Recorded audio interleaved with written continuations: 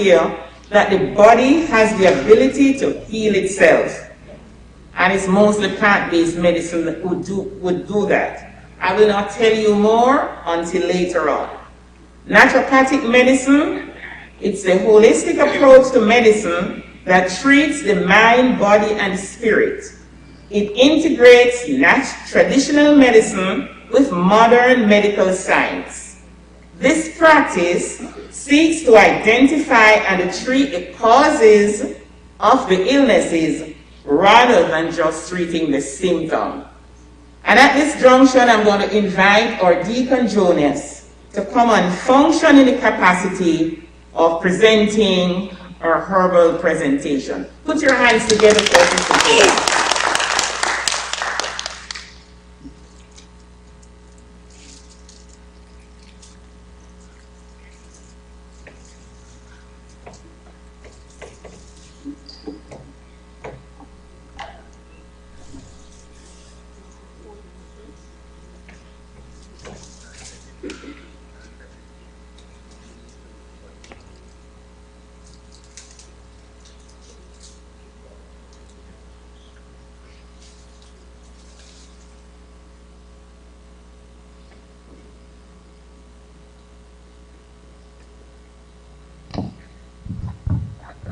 Good evening, everyone. One basket of bush, one basket full of medicine. You see, all these pills that we have been getting from our doctors, you know, they all come from these. They all come from these.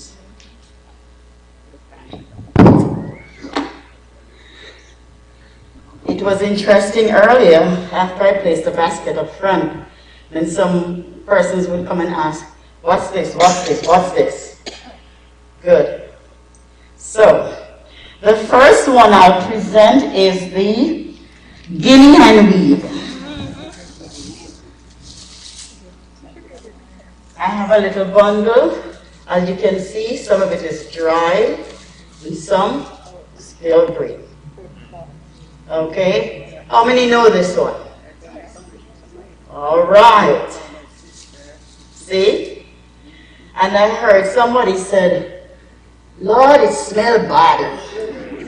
But you know what? It's good for you. When you get down to the brass tacks of it, the bottom of it. Okay. Put on my glasses first, so I can see what to tell you. Okay.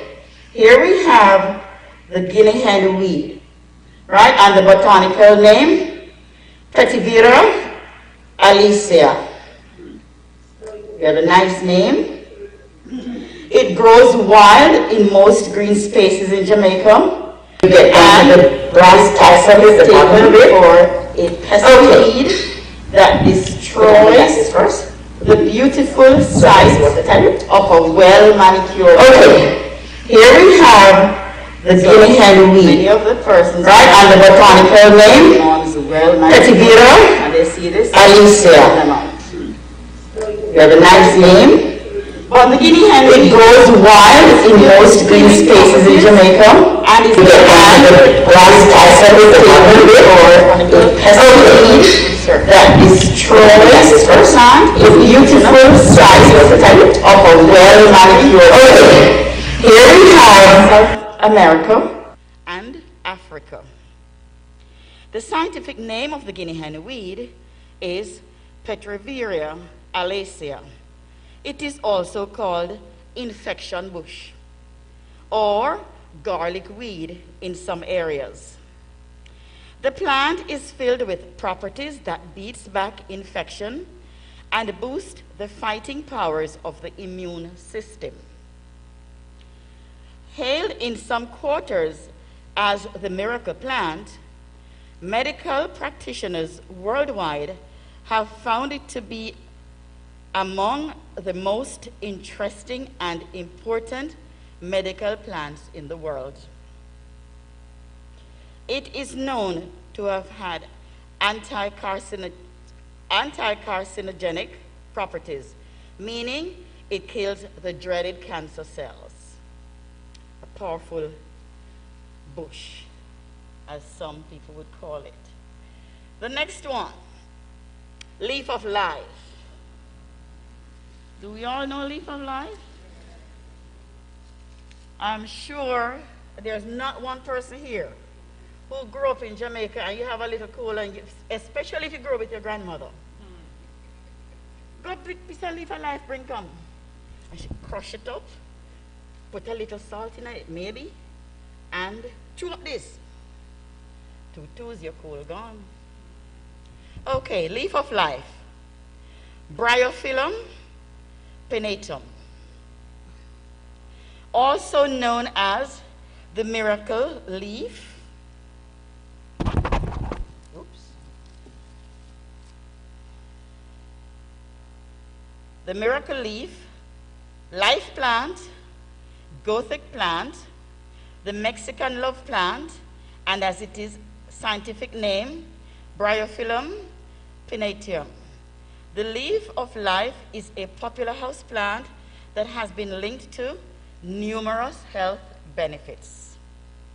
The plant is native to Madagascar, but is grown in most tropical areas, including Jamaica, where it is widely used as a herbal remedy to treat respiratory conditions such as asthma, colds, coughs, shortness of breath, bronchitis.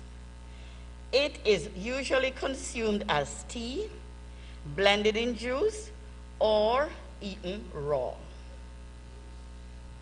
Doesn't taste too badly. The next, fever grass.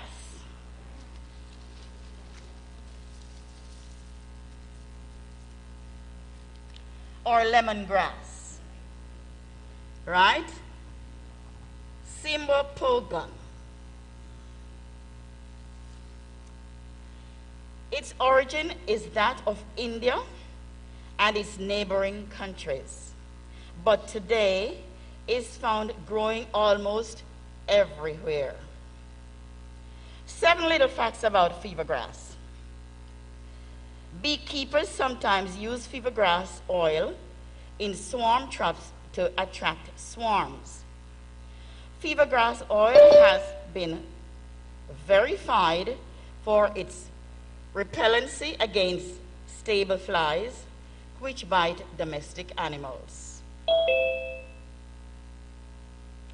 Essential oil can be used in perfumery and making cosmetics and soaps. Number 4, a row of fever grass plants can be used as a divider in the garden. Number 5, fever grass is useful for soil improvement and erosion control. Fever grass is used for the manufacture of tea bags in Jamaica.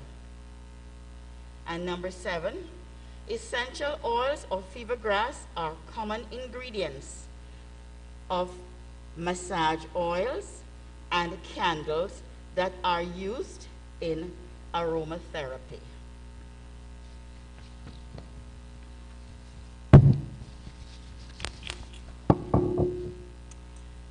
Next.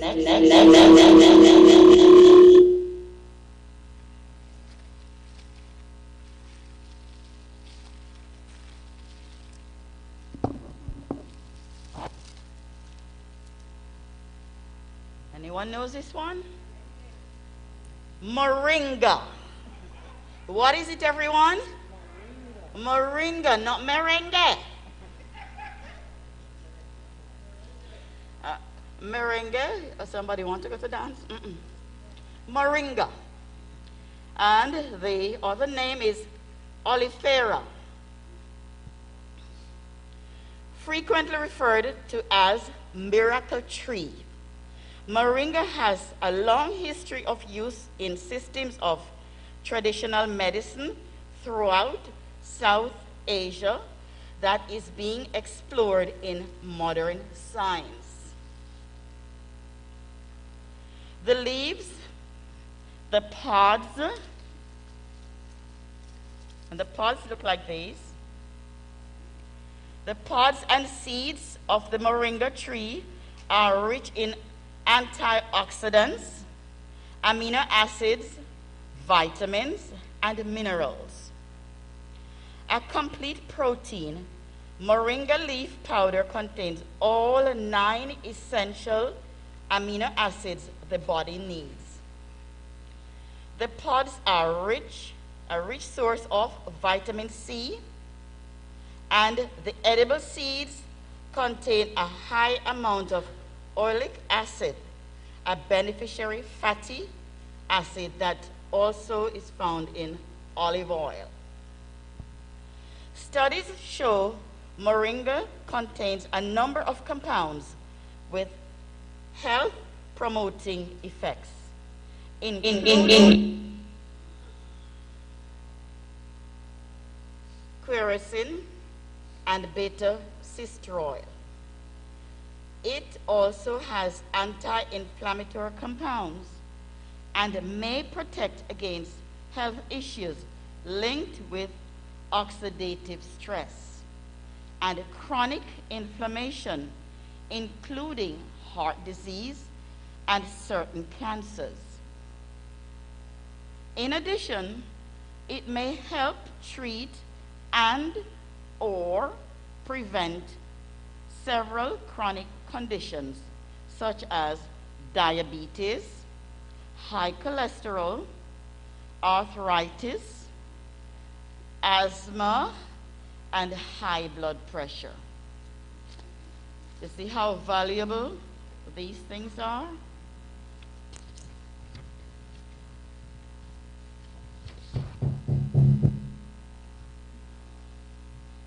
And last but not least, what's this? Vervine. Where's my purple flower on it? Okay. It withered away. Vervine or verbena. Vervine bush tea benefits have a long history across many different cultures. The tea originates from an evergreen herb that originally grew in southern Europe along the Mediterranean, as well as in Central Asia. It's been used for everything from an antiseptic and household cleaner to an expectorant and a weight loss tea. When fighting nasty cold, a steaming mug of herbal tea can make you feel better. Teas from dried fruits, flowers, herbs, and spices have been used for centuries to soothe scratchy throats, stuffy nose, and achy joints. Vervine bush tea is said to have an anti-inflammatory, antimicrobial, antioxidant, and uplifting benefits. These compounds have positive benefits on the body's respiratory functions, including helping the body prevent respiratory infections, asthma, abdominal bloating, bronchitis, chronic indigestion, and excess abdominal gas. So here we have, and I know some of us here, you see them in the backyard, you have them. Don't pay them anymore, but oh, they buy them? Okay. So, ladies and gentlemen, brothers and sisters, I hope you have learned something this evening. Thank you.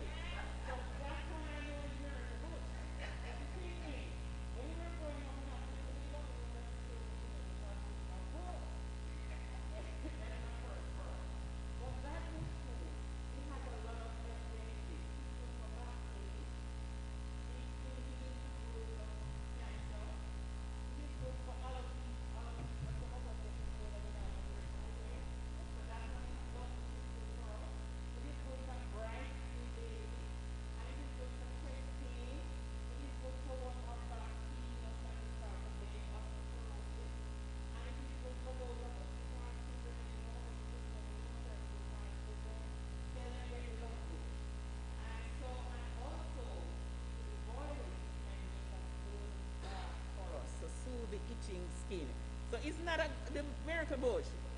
Okay, tap me, man. Tap me. All right. At this time, we introduce Sister Nash as she give us 2 minutes of her personal experience with one of these bushes. Okay. Sister Nash, you hear your time? 2 minutes.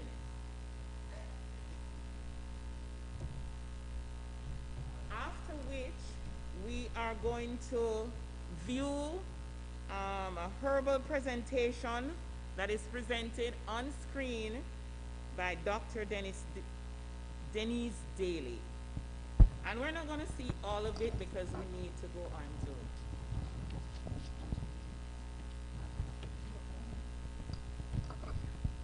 Evening, everybody. My name is Yvonne Nash. I come from Jamaica. I'm going to tell you what happened to me the other day, you know. Me get one juice of a toothache in my face, right? So it gone in my ears. I mean, I like medicine from doctor. I mean, I like drugstore medicine neither. I say, what may I go to? Because of the worst pain in the world. So I call my friend Herbert, because he plant everything in our backyard. I say, Herbert, you have any Guinean, any gungo blossom up there? He say, yes, me have it. I say, me can get some? He say, yes. So me get some of the young gungo. The young gungo blossom, you boil it, and make tea and cool it, and you soak the tea. No medicine, no doctor, no good, so. And as some me get rid of my toothache. Thank you very much.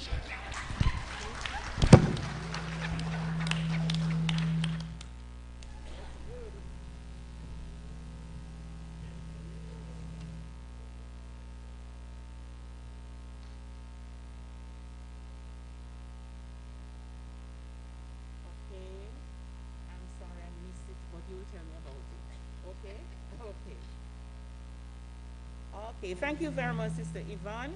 At this time, we'll be viewing the documentary on herbal medicine and presented by Dr. Denise Daly on screen.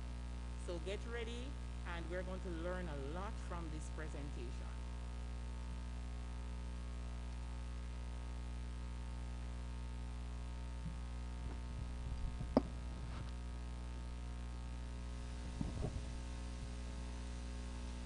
So we're going to view the screen now.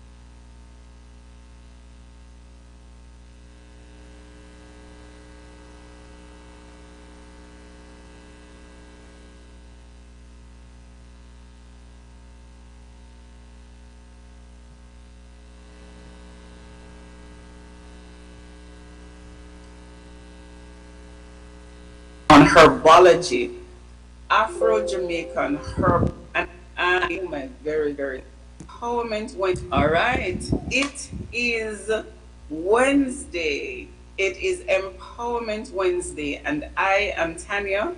And today I have another very, very special guest. Of course, you know that we choose people that we know have a story to tell, and it's going to not just be fluff, but it's going to get into some nice, deep things that we can talk about.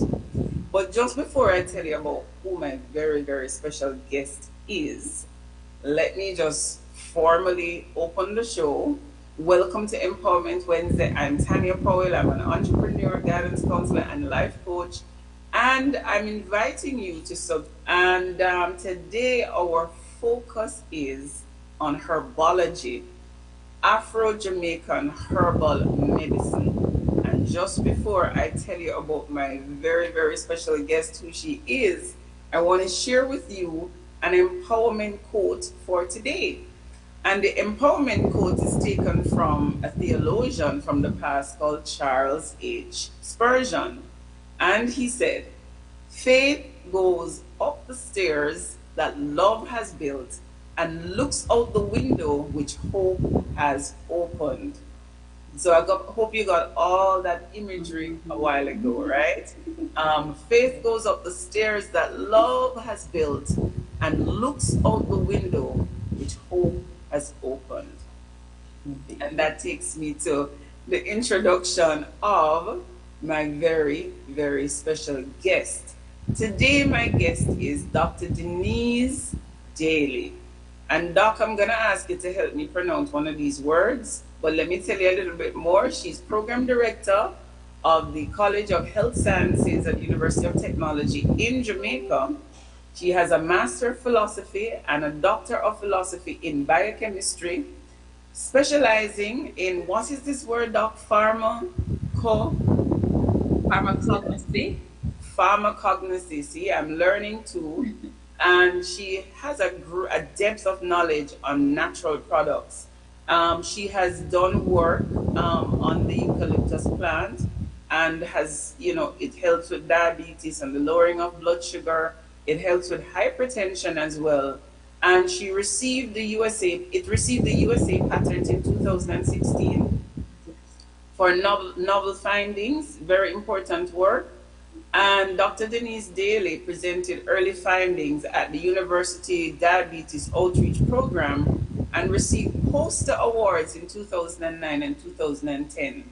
Now, this research information won the sectional prize for health and wellness in 2012 and at the Minister of Science and Technology Awards, and also capped prestigious prizes. Innovator of the Year it was. And she was also awarded the UWI Graduate Scholar Award in 2013 and the UWI Principal Award in 2014. Doc, that is just a little bit of the important work that you've done and the number of awards that you have received. We want to clap already and say, well done. What you just come, right? So even though you've done all of that, there's so much more to get done. Indeed, yes, I have. I hope to do a lot more in this area. I'm right with you there. I'm hoping with you. But as we start this interview, which we're going to also upload to YouTube in a little bit from now, first of all, tell us a little bit about yourself. Who is Dr. Daly, and where in Jamaica did you originate from? Okay, I was born in Clarendon, but we moved to Kingston when I was like 2, so I claim both. And yeah, so growing up, I loved playing outside, loved the bush. I always go with my grandmother sometimes. When you're in Kingston, you visit the country, right? And so on, and Christmas. So I was there anyway. And yeah, just learn to love outdoor and tie the goat with her and so on, pick mango while you're out there and all of that. So that was fun. But schooling was definitely in Kingston. I went to Kingsway, then Alpha, then Holy Child. And you went to Alpha? Primary.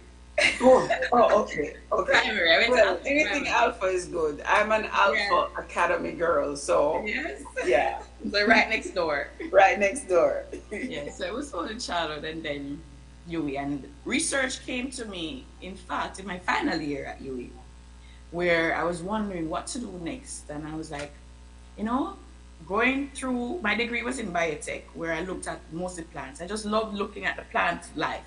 I did zoology too, and then that was it.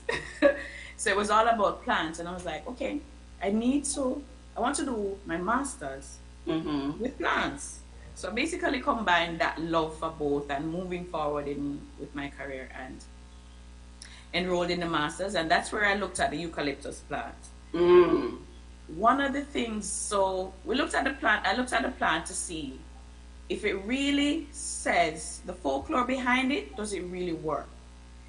I know there's a lot of folklore uses for the eucalyptus, but I was mainly focusing on diabetes and hypertension. Because in Jamaica, some communities that have the plants, they'll drink it to lower the blood sugar, and they drink it to lower their blood pressure. but Right. is it true? Does it really work? Is it just anecdotal, you know? So I wanted Mhm. to find that out, and not just find out if it works, what in it is causing it to work. So the active Right. compound. And that carries me to my work as a pharmacognosist, because as a pharmacognosist, that's what we do. We take medicinal plants or medicinal animals. I mostly work with plants. Mhm. And you find the active component in it. And sometimes you can carry it further. You can characterize this active component. You can find the pathway into which it works. You can find, is it stable to make pharmaceuticals? So you get that initial withdrawal or extraction, and then you can Mhm. further work with the crude drugs. So that's me, pharmacognosist. So I love doing that.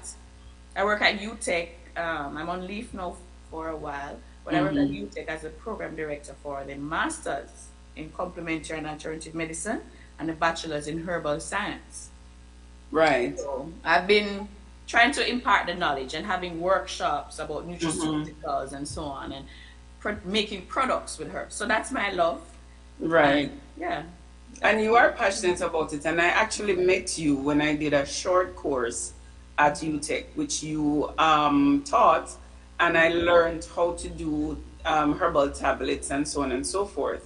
But yeah. you talk about herbology, and we're going to go into linkages between folklore and medicine. Let's start again with the eucalyptus, which you studied. What does folklore say about the eucalyptus? Okay, good. With eucalyptus, we know it, the oil. In Jamaica, we use the oil a lot for cold and your flu and stuffy nose and stuff like that. The Mm-hmm. leaves, only some communities will use the leaves as a tea. So the leaves can be had as a tea. The leaves, sometimes they'll make it into small powder and they sprinkle it onto salads and so on in other Mm-hmm. countries, right? In Portland, we got our sample from Portland. Portland, you have a lot of the eucalyptus tree and this particular species. So in folklore, you hear your grandmother growing up, you hear them say, oh, go and boil some sursi. Mm-hmm. Pick 3 soursop leaf. Right. Go and take out the ginger, crush it Yes. and add it to the water. Are the leaf alive? Or the leaf alive. And sometimes they'll say, oh, don't boil it. When the water boil, you drop it in there and dry it.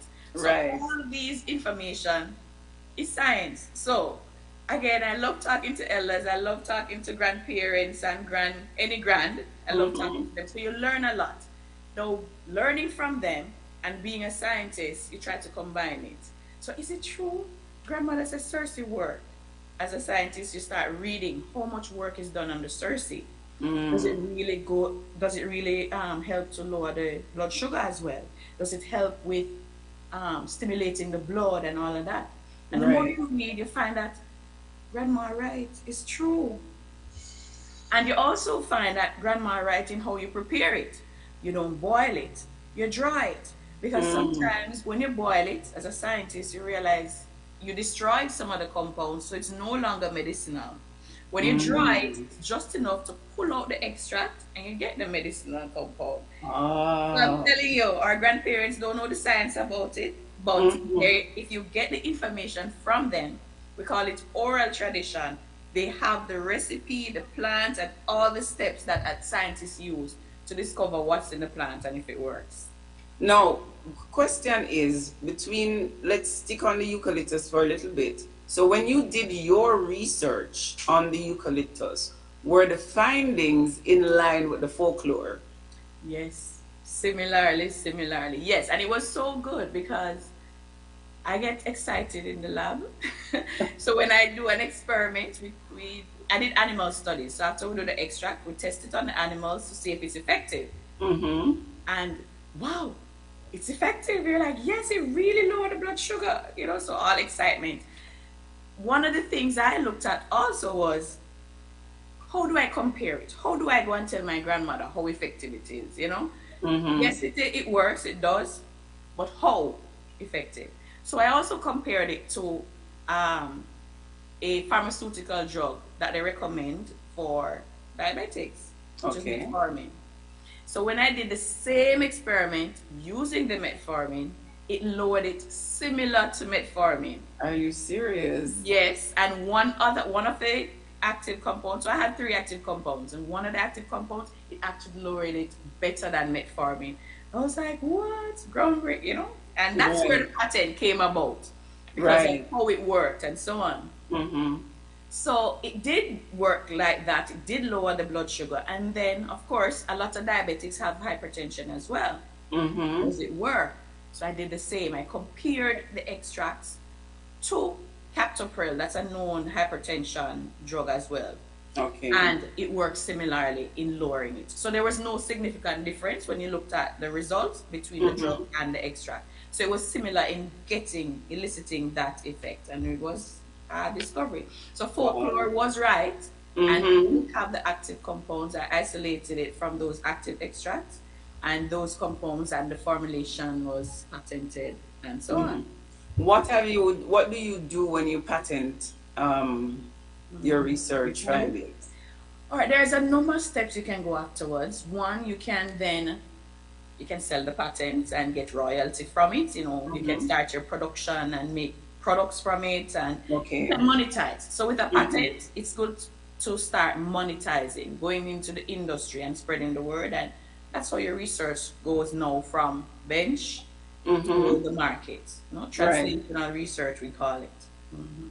Now, when I use the word Afro-Jamaican medicine, does that make any sense? Should it make sense to the average person? It should, because most of our plants are from African origin. So they're quite similar. But Jamaica is out of many one people. So we have a lot of plants from other cultures as well that's on the island, which has become Jamaicanized, so to speak, making our species even more effective, right? For example, the cannabis. Everybody likes Jamaican cannabis. Everybody likes Jamaican turmeric. Everybody likes Jamaican ginger.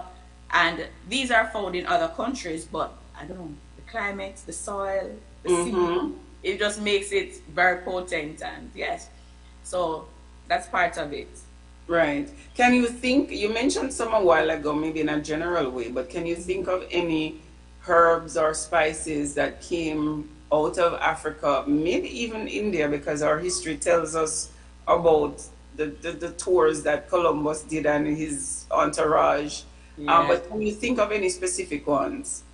Yes, ackee, and your pimento, and some of our groundbreaking food, mostly food, breadfruit and so on. A lot of the food items came as well. And for India, we had like turmeric, the sativa and the indica, right, and moringa. That's one of my favorite plants from India's side and so on. Eucalyptus was more from Asia side, Indonesia and that side of the world. Yes. So it's coming all over, but most are from Africa, separate from what was found on the island before. Yeah. So you mean that even in Jamaica we are out of many one people, even in terms of our flora and fauna? Yes, even in terms of that. That grand mix just makes it even more interesting to be Jamaican and to find value in what we have on the island.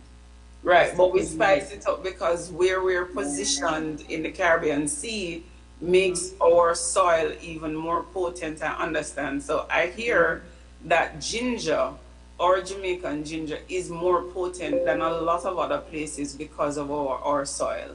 Yes, and the turmeric, or turmeric too.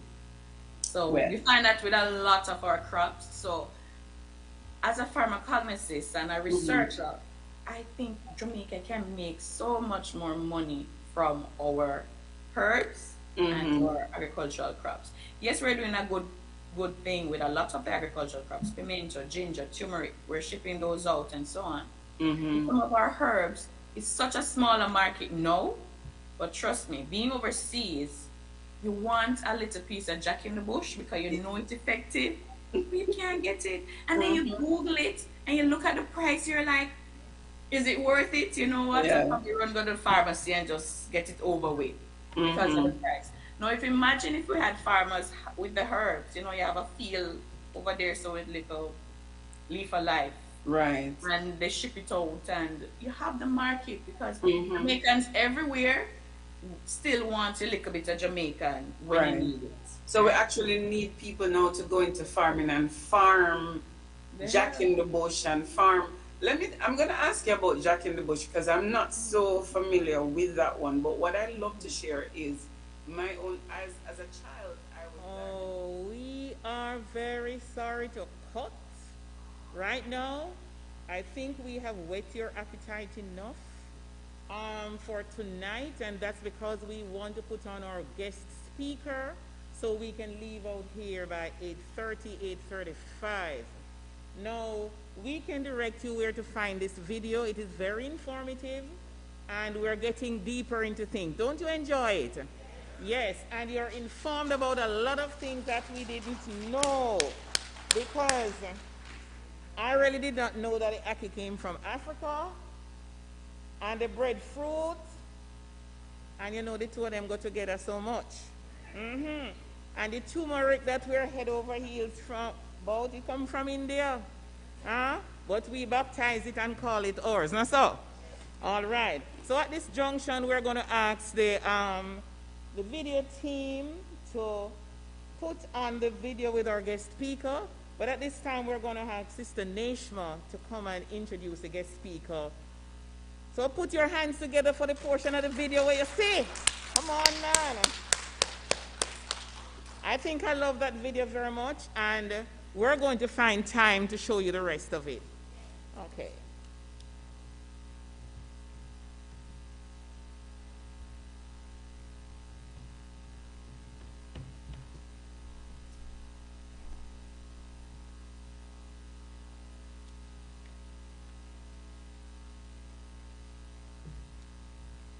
Greetings, church. Good night. Thank you for coming out again for the third night of Black History Month.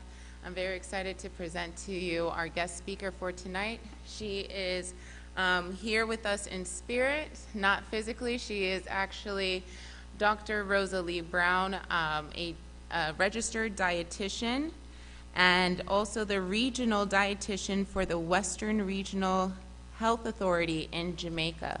She has taken her time, thanks to a call from Reverend Jackson, to which she could not have said no.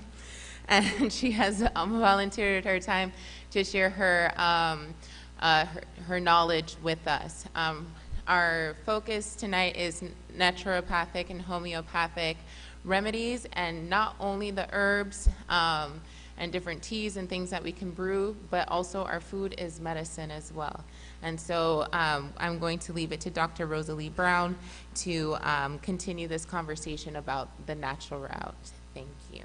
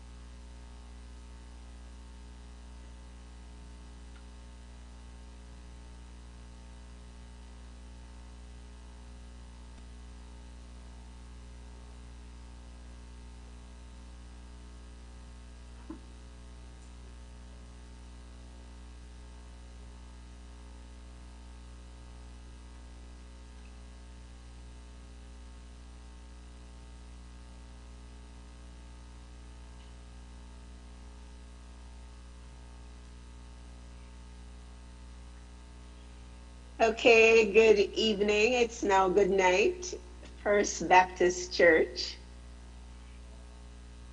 I hope you can hear me because I cannot hear you. I want to thank Reverend Jackson for giving me this opportunity to share with you this evening. And I also want to thank Ms. Jones for facilitating the process and the tech team for relenting with the challenges we started with.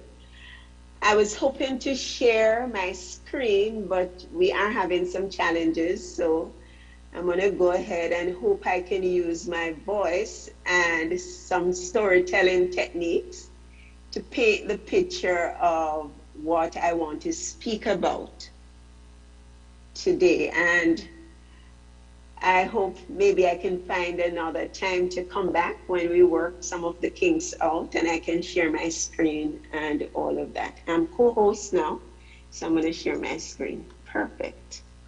All right.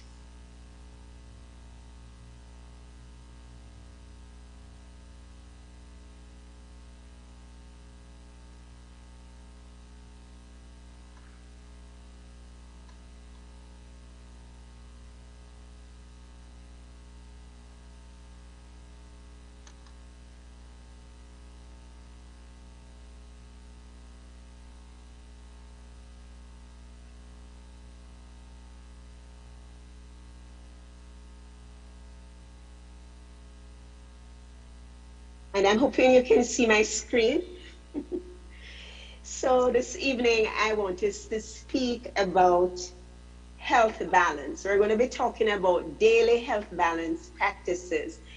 And it's a very important topic, but especially so during this month of Black History. And the theme for Black History Month in the United States is health and wellness. So this is perfect for speaking about health balance.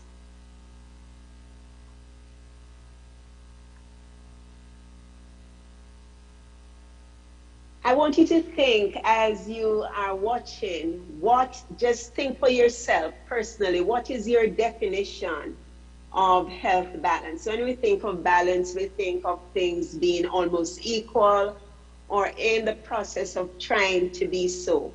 When you think of a health balance, what is it you think about for yourself personally? We're going to look at some persons, some of them you know, some you have heard about, and we will wonder, we will surmise what is their definition of health balance as we think about our definition of health balance.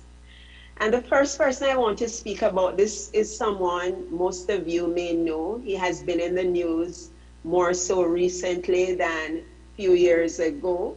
He's Eric Adams.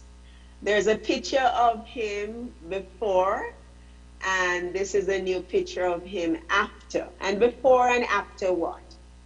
Now, Eric Adams, when he was about 56 years old, he wrote in his book, Healthy at Last, a plant-based approach to preventing and reversing diabetes and other chronic illnesses, that he got up one morning and he could not see.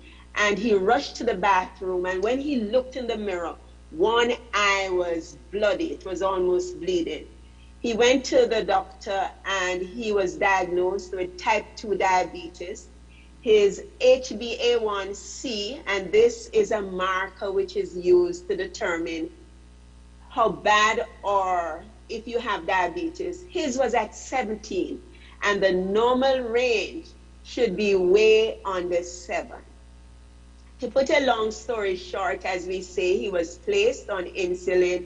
He was told to change his diet, and he was devastated because he saw within his family what diabetes has done to members of his family, the amputation, the kidney failure, and so on. He started researching, and he read a book from this doctor, Dr. Greger, who spoke to him about changing his lifestyle, changing his diet. He has now reversed diabetes, and he has convinced members of his family to do the same. He is now the mayor of New York, and he is on a quest to do that. So from this story, and many of you, you maybe know more about him than I do, what do you think is his definition of health balance? Think about it. All right, so that's one person. We're going to speak about another person. This person is also an American. I'm not sure if you know her or know anything about her. Her name is Tracy Mcquiata, and she is a nutritionist. And she also decided many years ago to change her lifestyle as well to a predominantly plant-based diet. But she did not only change her lifestyle, she led a movement to change over 10,000 Black Americans' lifestyle. They took on a predominantly plant-based diet, some of them vegetarian, some vegan, and have changed their lives for the better. We're going to talk about some other persons. This gentleman here, he has Jamaican parentage, he's a Panamanian. He now lives in Jamaica, but he's known as the father of raw food. And he has used diet to change his life as well. He's now in his late 70s, very healthy as far as we know. And he just consumes raw food. He eats mostly plant-based food, and it has changed his life as well. And then we're going to talk about this other gentleman here. His name is Samatias. He is not alive, but Dan Brutner, who worked for National Geographic, spoke about him. This gentleman went to the United States when he was 22 years old. He discovered what is called the American dream.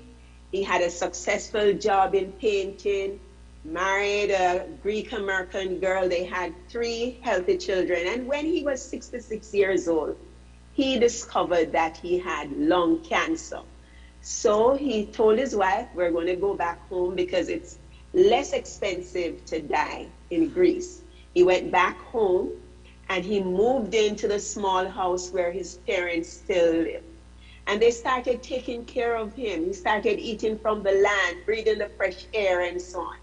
And he realized he was feeling better. His friends came to look for him.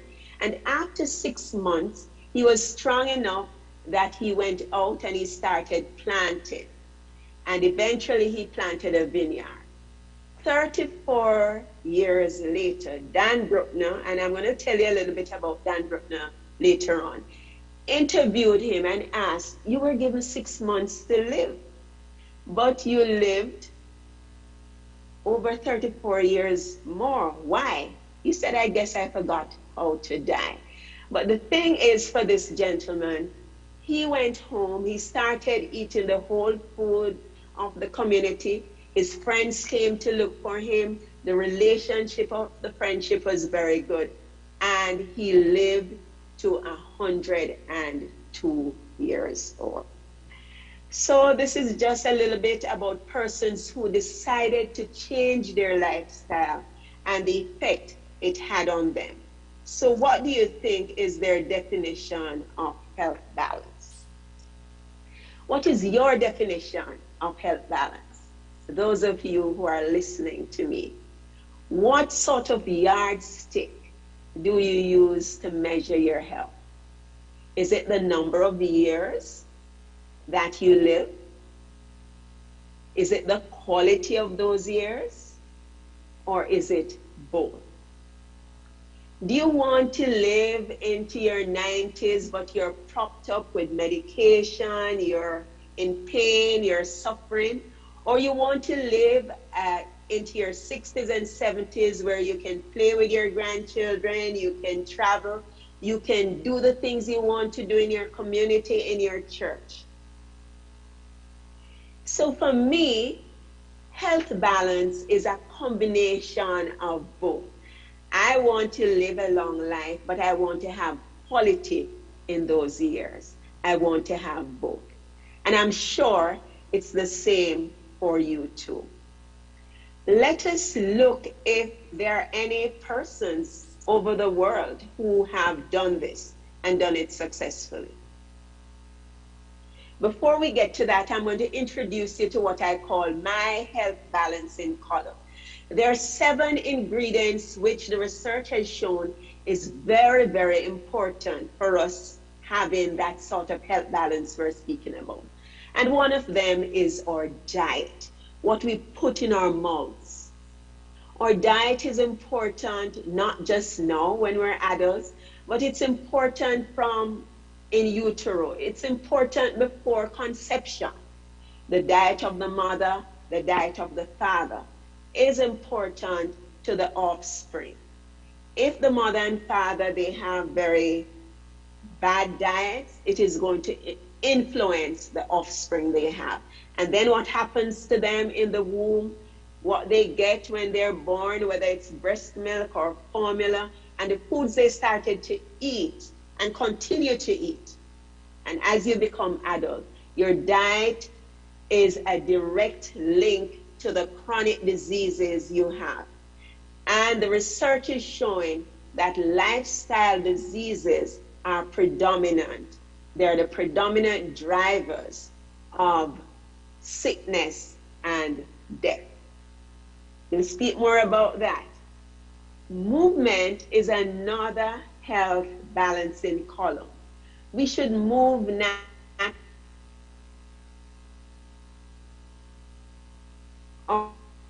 Are made to move, to consume the energy from food to move. And if the muscles are not properly fueled, if they are saturated with fats and so on, I'm getting some information. It increases the risk for some of the chronic diseases. So we want to move naturally and we want to enjoy our movement. Sleep is another very important health balance, and I want to spend a little bit of time speaking about sleep, about 2 minutes or so, because many persons now in this modern age think sleep is an inconvenience. We are so busy doing what we have to do, we think sleep is disrupting our lives, but sleep is life itself.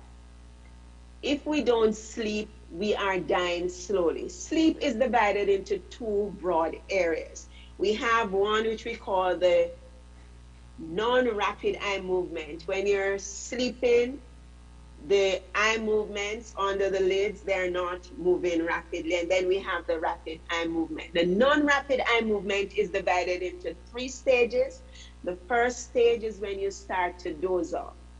And this can be anywhere from 1 to 5 minutes. If you're aroused out of this, you go back into sleep. But this is important because your brain waves start to slow down, your temperatures start to fall, and you're going into stage 2. In stage 2, your temperature falls even more, and you're going further. You go further into stage 3.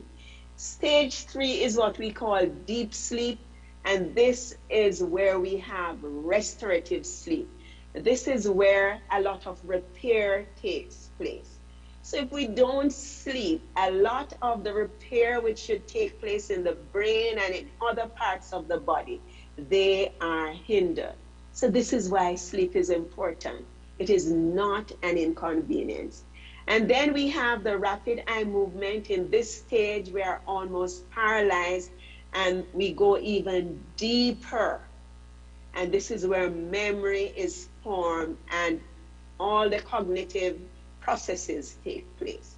So sleep is another health balance that we need to embrace and engender.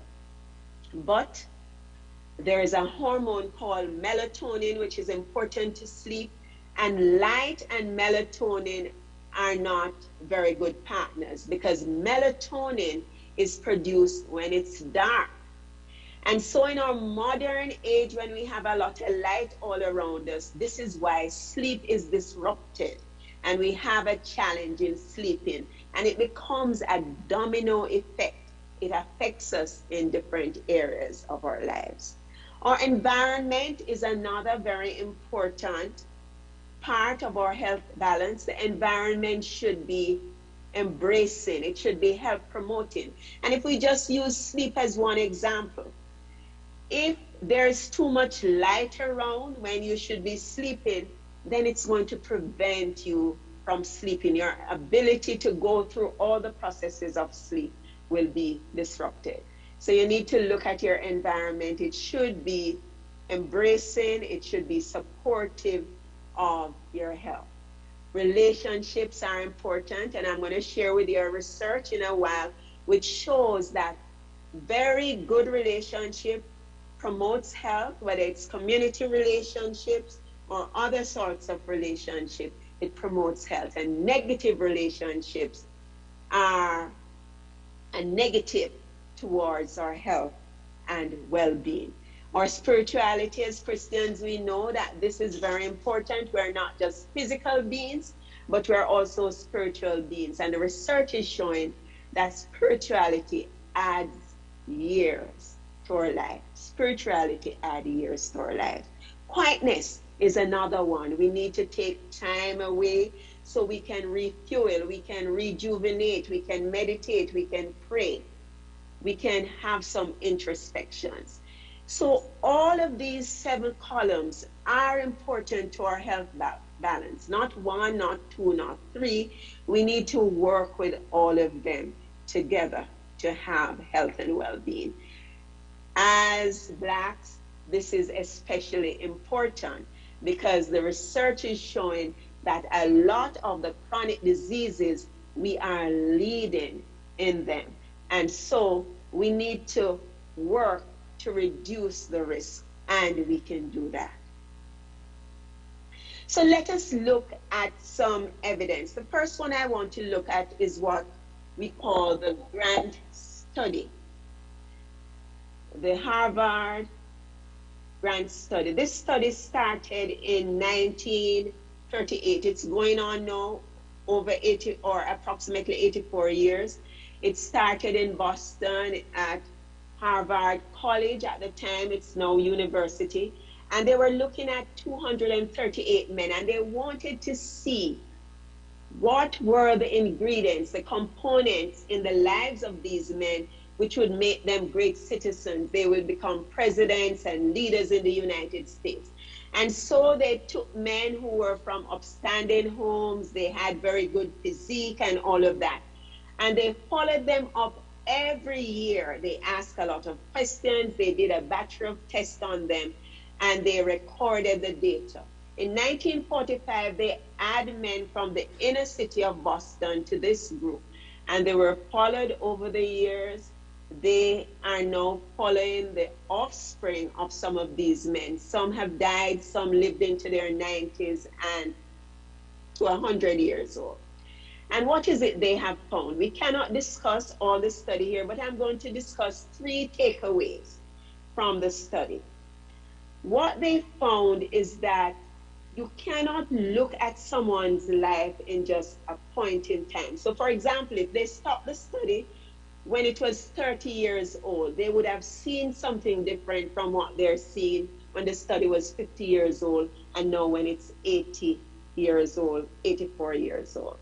So 3 very quick things I want us to remember. What they're saying is that success should be seen over the arc of something. Because when you look at some of those men, at 30 years old, some of them were successful, some were not successful. But when you look at those same men at 50 and at 60, there was a difference. So it is all the ingredients which goes into our life, which is going to determine what our life will be. They found out also that the men who had what we call emotional intelligence, they were resilient. They could bounce back from problems. They knew how to deal with problems. They had support systems. These were the men who were living into their 80s and their 90s, men who have gone through bankruptcies, divorces, illnesses, but they were resilient. So they found that being resilient, being able to look at the glass as half full and not half empty, these were some of the qualities. But the biggest thing they found was that relationship was one of the biggest driver in when you look at longevity and health. So persons would have had diseases, but they were able to overcome because of relationships, whether it was family relationship at church, in the community, but having a strong support unit was able to help them to survive. So this is what they learned from the longest study, which is still going, the grant study. There was another study, and remember earlier we spoke about Dan Bruckner. Dan Bruckner worked with National Geographic, and he got an assignment to go out and look for places in the world where people were living long, where they were thriving. And he found 9 areas he found where he saw persons living to 100, over 100. And let us look at some of the areas. One of the places he found was Sardinia. Sardinia was off the coast of Italy, and the men were living longest in Sardinia. In Okinawa, Japan, the women were living longest. They had the lowest rate of cancer, heart disease, and dementia than the Americans. He found one place in America, and this was in Loma Linda, California. And in America, this is the largest group of persons who are studied over and over and over again because they live in a close-knit community. And these were the Seventh-day Adventists. They were living 10 years in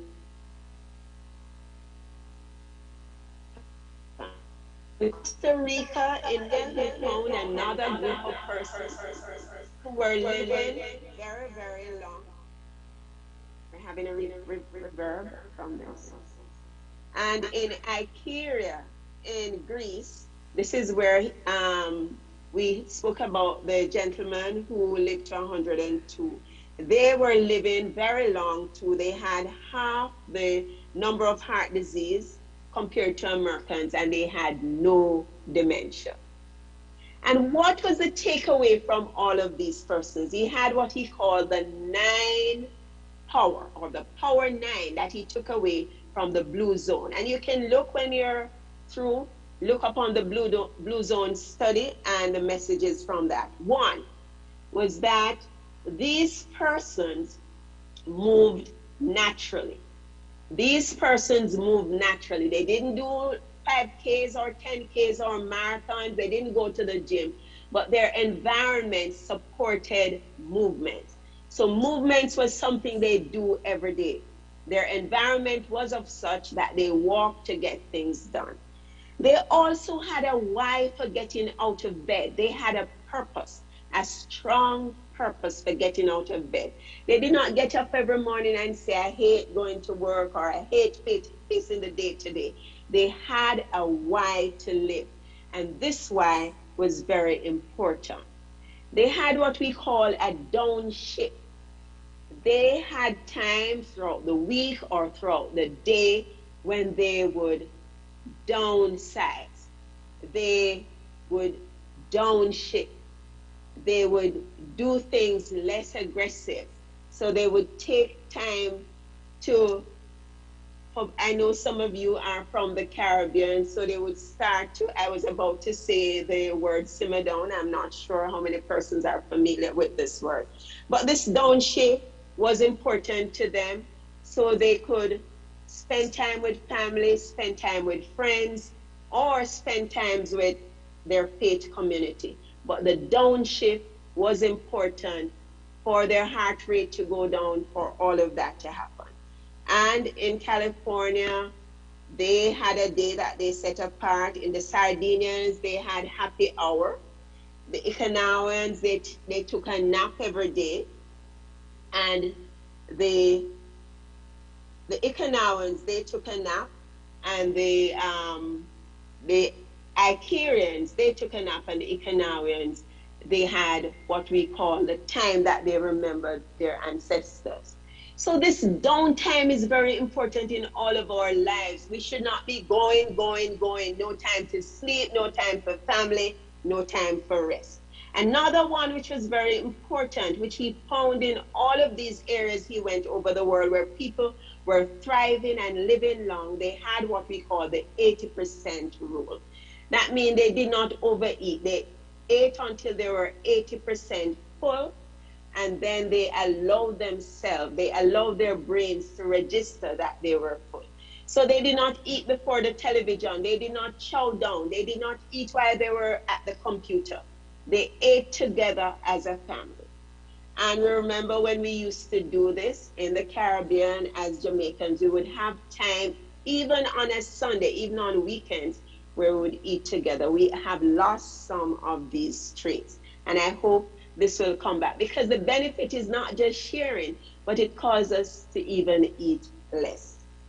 They also, what he found, they had a predominantly plant-based way of eating.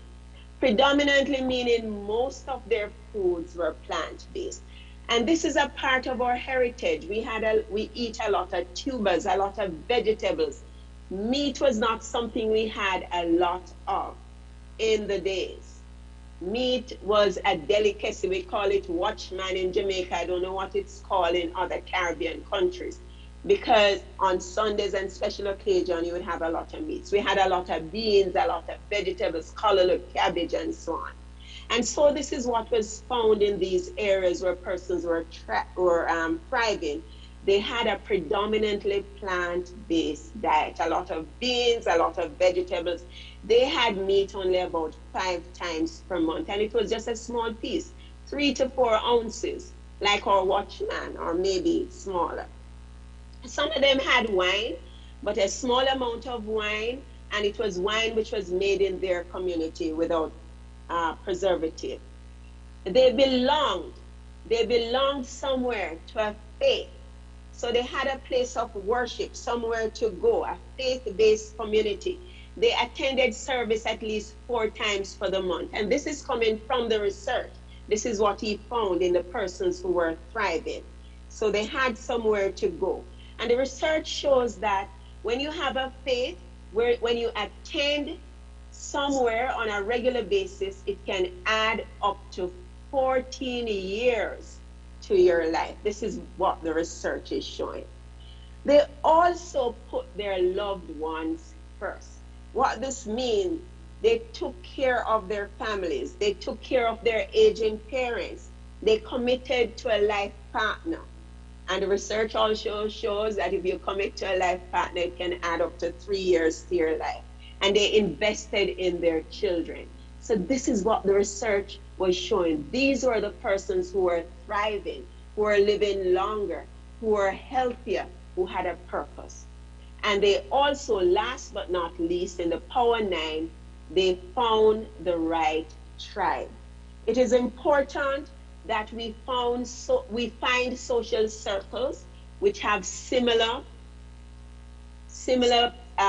principles and precepts and habits and lifestyle like ourselves, because your tribe is addictive. If you belong to a happy tribe, you can be happy. If it's a negative tribe, you're going to be negative. So loneliness and happiness is contagious, and the Birmingham study showed this.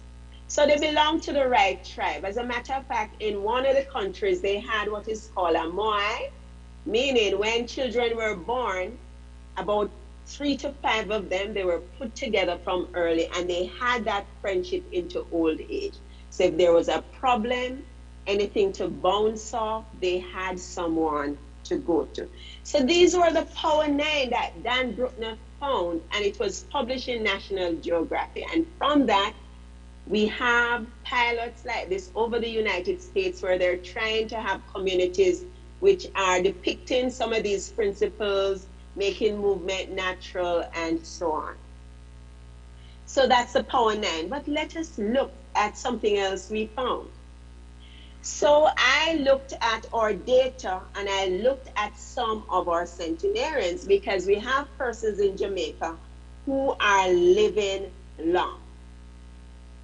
And this was last year, Charles James, he was 115.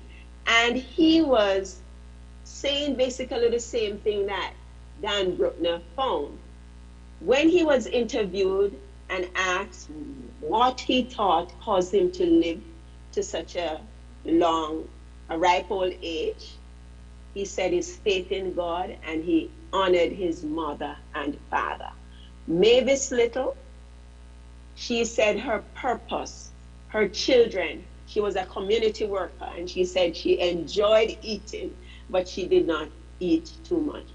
So what I found when I looked at all the centenarians from the labor statistics is that most persons spoke about purpose, they spoke about their family, they spoke about faith, and they spoke about community. So these are some of the things, and this is part of our heritage. We have tight-knit families, we have extended families. We need to go back to some of those principles if we have lost them, where we have lost them. And so I want to share with you, I had the pleasure and privilege of meeting the longest living person in the world at that time in 2016. She was from Jamaica, Violet Brown, and she was living in Trelawney. And I had the privilege of meeting her. And I asked her about her life. And the little I gleaned was that resilience was very important. She was a cane farmer. She did not have life easy. So from farming, she got a lot of physical activity. She worked hard, but she said she enjoyed eating. And she had some hard knocks. She had some, but what came out, which was shown in the grand study, is that persons who are resilient, they are the ones who will survive. If you cower and you roll up and die, you're not going to survive. You have to be able to roll with the punches. And she was able to do that. And she lived to 117 years old. And so I looked at the statistics. What are the leading causes of death in the USA? Heart disease and unfortunately, a lot of these diseases are predominant with us, blacks, persons of Caribbean descent, African descent, and others, which we call minority, which we know we are not minority. But these are the leading causes of death. And there are many reasons for this, but it all boils down to lifestyle. Some things are, I would not say out of our reach, but they're made difficult for us. But with knowledge, we can rise up and we can prevent some of these things from happening. We can prevent it from happening to our families, and we can change the course of our lives. The thing with heart disease is that most times it's when your heart fails that you die. So the conditions which lead to heart disease are the diabetes, the high cholesterol, the kidney disease, and many other diseases. But they are lifestyle driven. So what we eat, as I said before, our environment, our sleep, our relationships. So we talk about stress and anxiety and depression. All of those 7 pillars I spoke about, they lead to these leading causes of diseases in the US. But the beautiful thing about these diseases, if there is anything beautiful, is that these diseases can be prevented and they can be reversed. And there's a lot of study. The DASH is a national study. We now have the DASH diet. It's a research which was done to prevent hypertension. It's a predominantly plant-based diet, low in sodium, very small amount of dairy, and small amount of meat. The high plant-based and the peas and beans and nuts are high in potassium, high in magnesium, which has shown to reverse the hypertension. Another one down here, the diabetes prevention program, it has been shown to reverse diabetes. They did a study using metformin and just lifestyle alone, and lifestyle alone reverse diabetes. There are others. The Pritikin, this is predominantly plant-based, low-fat. It has reversed many diseases. The Ornish, you must know about Dr. Ornish. His diet focuses on predominantly plant-based movement, stress management, and support, which is relationship. And his diet has been shown to reverse blockage of arteries, reversing heart disease. Dr. Neil Barnard's diet has been shown to reverse diabetes. So these are diets which use plants, plant-based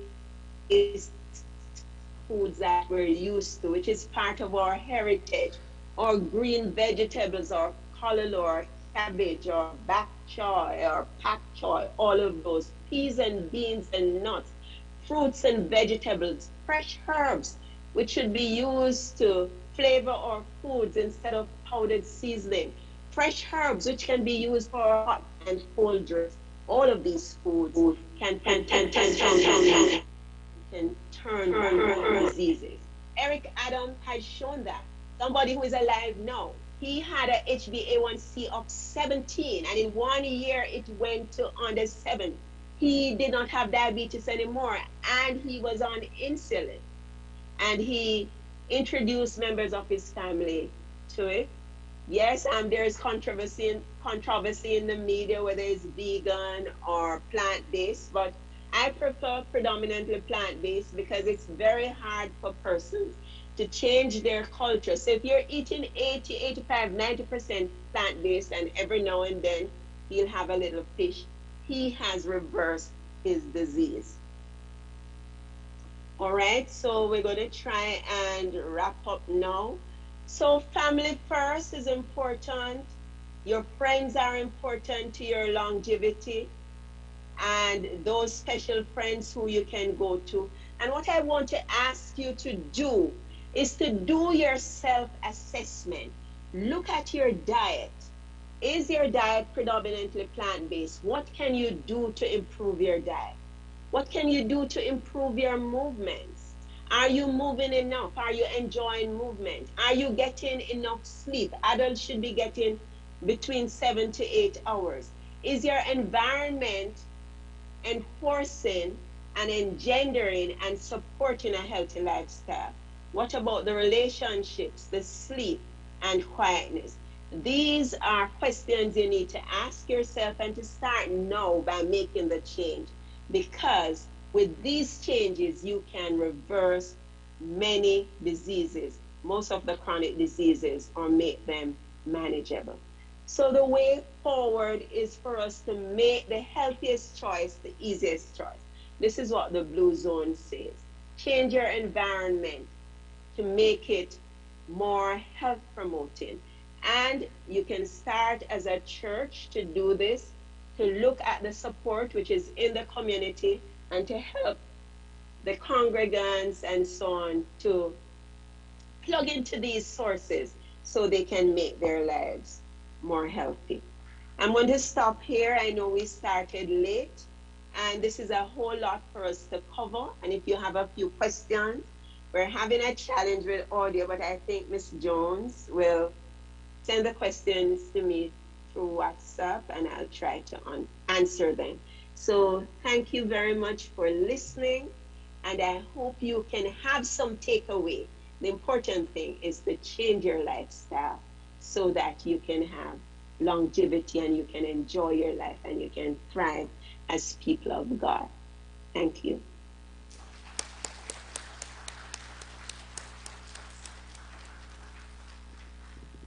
Very eloquent and informative speaker, don't you think?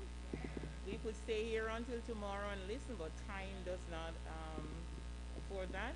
She mentioned that if we have questions, so if there's a question, Sister Coral will be holding the microphone, so you could ask your question. Sister Nashma will type that into her, because she cannot hear us directly. So she will hold the mic. You say your question, Sister Nashma. types it in and she will answer us on the screen. But sorry, we can only take, yeah. Question? Okay.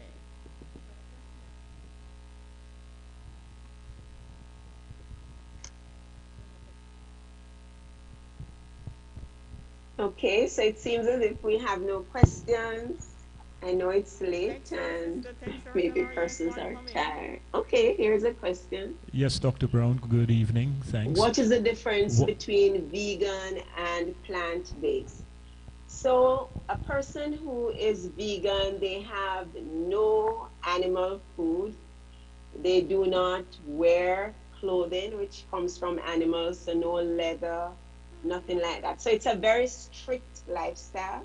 People choose this lifestyle for health, and sometimes it's just for a principled reason. They think the animals should not be harmed or so on. So it's a very strict lifestyle, no form of animal foods or additives. A plant-based is that most of your food comes from plant sources, peas, beans, nuts, fruits, vegetables. But persons may have sometimes, maybe fish sometimes, or they may choose what they want to have, whether it's lacto, they will be having some milk, or pescatarian, some fish or so on. But most of their intake is from plants. Some persons may have plants most of the year, but there are times on special occasion they may have some animal source food. But the research is showing that plant-based is best in terms of reversing and preventing disease. Is that as far as we go for question? Is there another? We'll take just one more.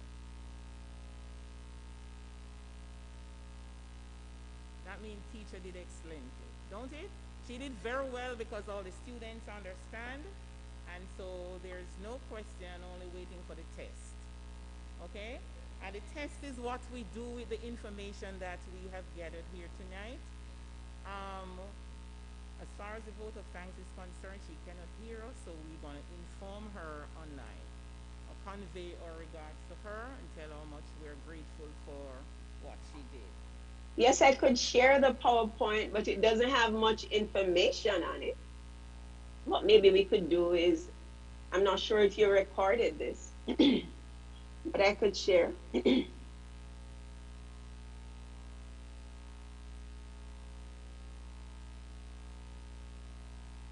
Sister Nathan.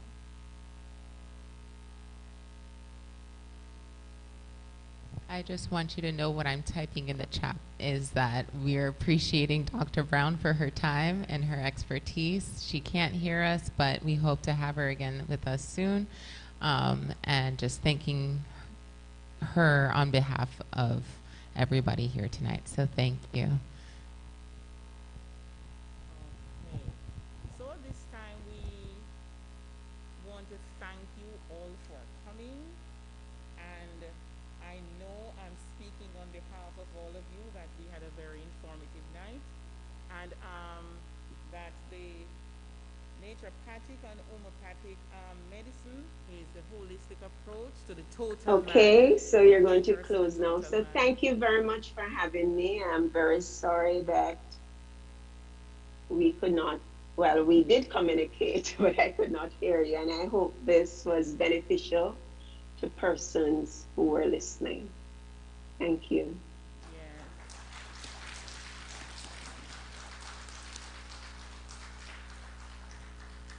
And I was saying, so those of us who are getting old and find that sleep is hard, we're not going to live long.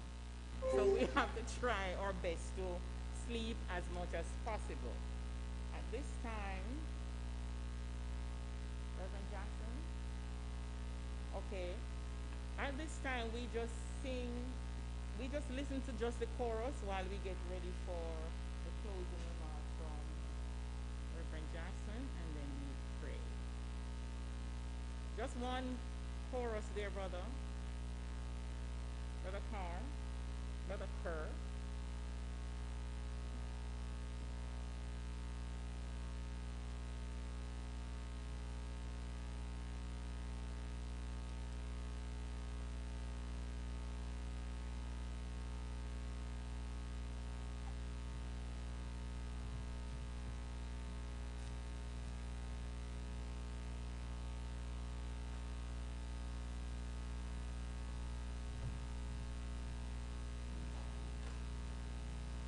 If you can't find it, we go without it.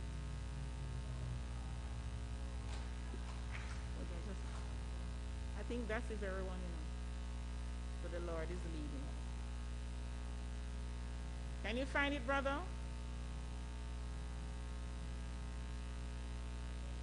It is all right, it is all right, as long as it is all right, as long as I have it, as long as He watches over my soul, as long as I'm on it is all right, one more time, it is all right, as long as it is all right, as long as as long as He watches.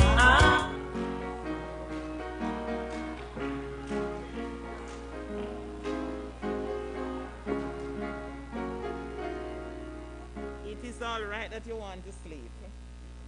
Okay. Oh, bless the Lord. One thing for sure, after this, nobody should complain about ill health. But seriously, it is my prayer and my hope that all of us who have benefited from these presentations since we have started would not only listen, but as my grandmother would say, hear. And not only hear, but do. And not only do, but ensure that we apply and appropriate everything. Thank you very much for coming out. And again, let us give thanks to the committee chaired by Neshma and all those who are online. Thank you all for sharing. And remember that you are expected to sign up for the exercise. This is the test of how serious we have taken all that we have been learning since we started. Amen. And remember also that we are planning for our evangelism month, and today you would have received some personal invitations that you have been asked to invite your friends, your neighbors, your unsaved spouse and family members. So we're looking forward to having some tremendous time for the rest of this month into next month. Let us pray. We thank you, Lord, for the night that we have had in your presence, the presentations that were made, the lessons learned. As we go now, we ask that you will go with us. And now may grace, mercy, and peace from the triune God be with all of us now and always. Amen. I have a key here. I'm sure that when you go to your vehicle, you will come to me.